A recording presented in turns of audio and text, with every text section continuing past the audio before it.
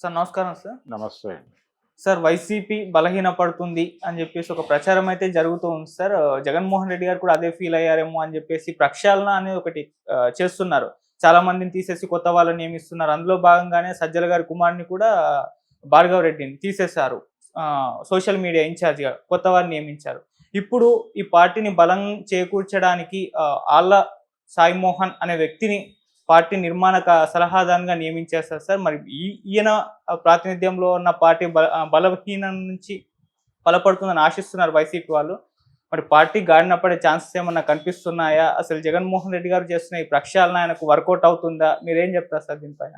అంటే ఇతను ఇప్పుడు తీసుకొచ్చినటువంటి ఈ వ్యక్తి ఏం చేశాడు గతంలో అనేది చూస్తే కన్సల్టెంట్గా పనిచేశాడు ఆయన. ఓకే. పొలిటికల్ కన్సల్టెంట్గా పనిచేసినటువంటి చరిత్ర ఉంది అతనికి.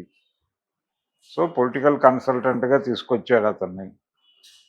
గతంలో ఎలాగైతే ఐపాక్ సంస్థను తీసుకొచ్చారో అలాగే ఇది కూడా ఒక కన్సల్టెన్సీ వ్యవహారమే.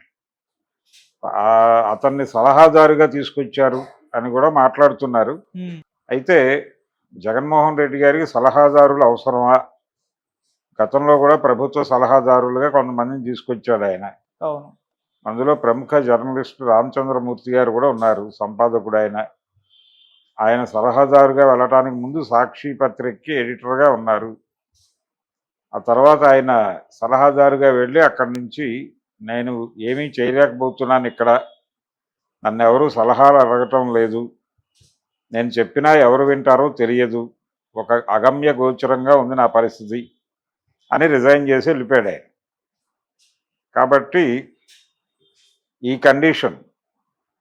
కండిషన్లో ఆయన సలహాదారులను పెట్టుకుని సలహాలు వింటాడా? విననికి ఆయనకి ఎందుకు పెట్టుకుంటున్నాడు? సలహాదారుల్ని పెట్టుకోవడం కన్నా కూడా, లేదు ఈ కన్సల్టెన్సీ బ్యాచ్ని పెట్టుకోవడం కన్నా కూడా ఆయన నేరుగా జనంతో ఉండి జనం సలహాలు విని, ఎందుకు మీరు నన్ను అంత సీరియస్గా పట్టించుకోలేదు మొన్న ఎన్నికల్లో, నేను చేసిన తప్పేంటి, మీ బిడ్డకి మీరు శిక్ష విధించారు, మీ బిడ్డ అది గుర్తించాడు, మీ బిడ్డని మీరే మార్గదర్శనం చేసి ముందుకు నడిపించండి అని అడిగితే జనమే నడిపిస్తారు ఆయన్ని. ఇలా బయట నుంచి తీసుకొచ్చి పెట్టుకునేటువంటి అడ్వైజర్సు లేకపోతే కన్సల్టెన్సీ బ్యాచ్ వలన ఏమాత్రము ప్రయోజనం ఉండదు జగన్మోహన్ రెడ్డికి అని ఎవరు బయట నుంచి తెలుగుదేశం వాళ్ళు మరొకళ్ళు అంటాం కాదు, ఇంటర్నల్ పార్టీ వాళ్ళే అంటున్నారు. వైసీపీకి చెందినటువంటి మేధావి వర్గం ఒకటి ఉంది.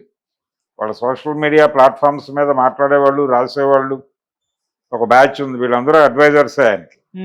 అలా వాళ్ళు నడుపుతున్నటువంటి, అంటే వైసీపీని నమ్ముకుని నడుస్తున్నటువంటి కొన్ని వెబ్సైట్లు, కొన్ని యూట్యూబ్ ఛానల్స్, వాటి నుంచి ఒక ప్రవచనం మొదలైంది నిన్నటి నుంచే. సలహాదారులు అక్కర్లేదు, మీరు ప్రజల సలహాలు వినండి, ప్రజల నుంచి నేర్చుకోండి, ప్రజల్లోకి వెళ్ళండి, ప్రజల్లోకి వెళ్ళి ప్రజల నుంచి నేర్చుకుని పార్టీని పునర్నిర్మాణం మీరే చేసుకోండి. వాళ్ళెవరినో పెట్టి పునర్నిర్మాణానికి సలహాలు ఇవ్వడానికి ఒకళ్ళు, ప్రభుత్వాన్ని నడపడానికి సలహాలు ఒకళ్ళు, ఇవన్నీ ఎందుకు మీకు? మీరు ఎలాగూ వినరు. గతంలో సలహాదారులు మీకు ఏం చెప్పారు? ఇప్పుడు సజ్జల రామకృష్ణారెడ్డి ఒకటే సలహాదారుగా ఎక్కువ కాలం కొనసాగాడు. ఆయన సలహాదారుగా కొనసాగాడా అంటే కాదు, ఆయన ఉత్సవ విగ్రహంగా కొనసాగాడు. ఆయనేమో బయటికి రాడు. జగన్మోహన్ రెడ్డి గారు గుళ్ళో ఉంటాడు ప్యాలెస్లో. ఆయన బయటికి రావటము, వేరే వాళ్ళకు యాక్సెస్ ఇవ్వటము ఆయనకి ఇష్టం లేదు. ఆయన అధికారంలో ఉండగా ఎవరిని కలవలేదు ఆయన. ఎవరన్నా వెళ్ళి దర్శనం కోసం ఎదురు చూసినా అతి కష్టం మీద దర్శనం ఇచ్చేవాడు ఆయన. ఇటువంటి కండిషన్లో బయట మాట్లాడడానికి ఒక ఉత్సవ విగ్రహం ఉండాలి అనే ఉద్దేశంతో ఆ బాధ్యతల్లో పెట్టారు సజ్జలను. అంతవరకే ఆయన సలహాదారు కాదు, ఉత్సవ విగ్రహాన్ని సలహాదారు అనే పదవిలో పెట్టి అక్కడ కూర్చోబెట్టారు. అందుకని ఆయన్ని సకల శాఖ మంత్రి అనేవాళ్ళు. సో ఆయన సలహాలు చెప్పింది ఏం లేదు. జగన్మోహన్ రెడ్డి గారు ఏం మాట్లాడమంటే అది మాట్లాడేవాడు అంతే, మీడియాని పిలిచి. అంతకు మించి వేరే ఇదేమీ లేదు ఆయనకి, వేరే పనేమీ లేదు అక్కడ. అలాగే సలహాదారుని పెట్టుకున్నటువంటి రామచంద్రమూర్తి గారు ఏం చెప్పాలో అర్థం కాక, ఎవరికి చెప్పాలో అర్థం కాక, చెప్తే వింటారో వినరో తెలియక కన్ఫ్యూజ్ అయ్యి రిజైన్ చేసి పారిపోయి ఇచ్చాడు ఆయన. దేవులపల్లి అమర్ గారు ఆయన పద్ధతిలో ఆయన కొనసాగాడు. ఇలా ఆయన మొదటి నుంచి వ్యవహరిస్తున్న తీరు అది. కాబట్టి ఇప్పుడు కొత్తగా ఎవరినో పట్టుకొచ్చి మీరు సలహాదారనో కన్సల్టెన్సీ అనో ఎక్కించకండి ప్రభు అంటున్నారు వాళ్ళు. ఆయన మరి ఆల్రెడీ డెసిషన్ తీసుకున్నాడు. ఇంకొకటి వినిపిస్తున్న మాట ఏంటంటే ఇప్పుడు ఈ కొత్త కన్సల్టెంట్ ఎవరైతే కొత్తగా వచ్చినటువంటి కన్సల్టెంట్ ఉన్నాడో ఇతనికి భారతీయ జనతా పార్టీ అంటే కేంద్ర ప్రభుత్వంతో కూడా మంచి సంబంధాలు ఉన్నాయి. ఆయన కొంతకాలం అమిత్ షా గ్రూప్లో కూడా పనిచేశాడు అని చెప్తున్నారు. అట్నుంచే సలహా వచ్చిందనే మాట కూడా ఉంది. అంటే కేంద్ర ప్రభుత్వంలో ఉన్న పెద్దల సలహా మేరకే అతను తీసుకోవడం జరిగింది అని చెప్తున్నారు. బహుశా వాళ్ళు ఎవరికైనా ఎంప్లాయ్మెంట్ క్రియేట్ చేయడానికి ఇతని జగన్ దగ్గర ప్లాన్ చేసి ఉండొచ్చు. వాళ్ళ సలహాలు సూచనలు పాటించరు అంటే ప్రమాదం వస్తుందని ఉద్దేశంతో ఆయన ఎలవ్ చేసి ఉండొచ్చు. ఇలా రకరకాల కోణాలు ఉన్నాయి. అతన్ని ఇప్పుడు తీసుకొచ్చి అక్కడ కూర్చోబెట్టడం వెనకాల అతనికి ఉద్యోగం ఎందుకు ఇచ్చారు అనేది బయట ప్రపంచం గొడవ. ఇవ్వటానికి ఆయన మీద రకరకాల ప్రెజర్స్ ఉండొచ్చు. ఆ ప్రెజర్స్ వలన ఆయనకు ఒక ఉపాధి కల్పించాడు. అతన్ని వింటాడా వినడా అనేది వేరే గొడవ. ముందైతే వేతనం ఇవ్వాలి, వేతనం ఇవ్వడం అనేది జరగాలి. అతనికి అవసరం, అతని నీడ్ అది.